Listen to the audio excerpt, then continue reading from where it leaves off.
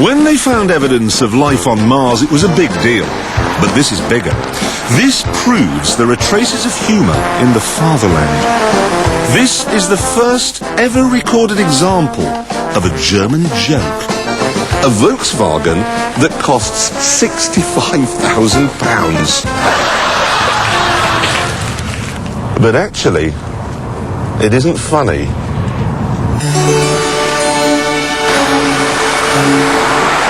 You see, the Phaeton was the swan song for Volkswagen's boss, Ferdinand Piëch. He was retiring and he wanted to go out with a bang. He wanted to make the best car ever. He laid down a set of 10 parameters which were apparently so impossible that half his engineering team walked out. They said it couldn't be done. I'm trying to get Volkswagen to tell me what these parameters are, but they say they're a secret. They'll only give me one just to give me a flavour.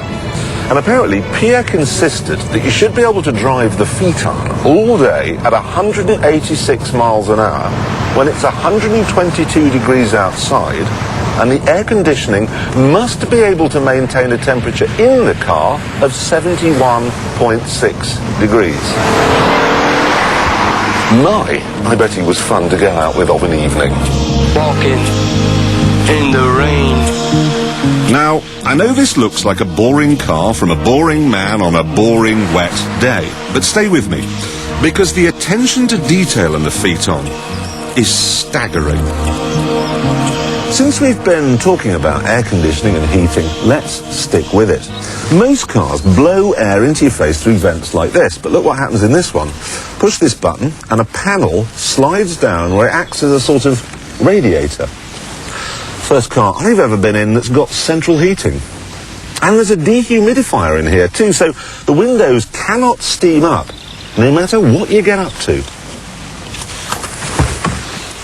Happily, I can test that out by stepping into the back with the lovely Danielle here. We'll just pop in. Don't worry, it's all in the name of science.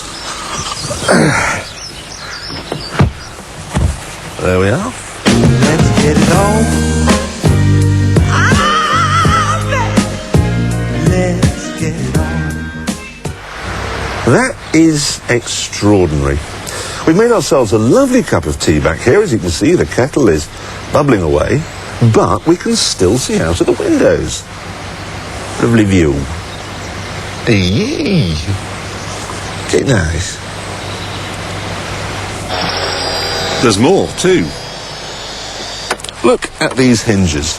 No one's ever going to see them, and yet they're so beautifully machined.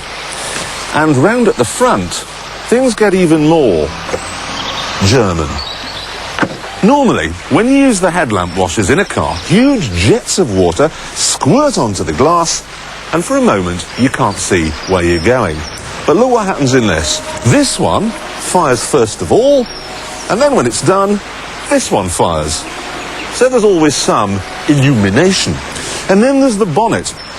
Piëch insisted that it had to stay absolutely flat and level with no vibration right up to 190 miles an hour. Which sounds like overkill, really, because the Phaeton is limited to 155. I have, however, driven one of these things without a limiter, and it went up to a smooth and totally stable 201 miles an hour. And even at that speed, I still couldn't hear the engine. It's two 3-litre V6s glued together, so the cylinders are actually in that sort of a shape. It's a 6-litre W12. It's an amazing engine. It's an amazing car. You know something? What? It pains me to admit it, but if I were going to buy big four-door saloon, wouldn't be the Jag. I would have that Phaeton. Over the Jag, even with the VW badge? Yeah, it's an amazing car, as I said, amazing. Well, the interesting thing is, they're going to do a 2-door version of the Phaeton. Kind of. Basically, it's all the technical stuff out of that car in a different body.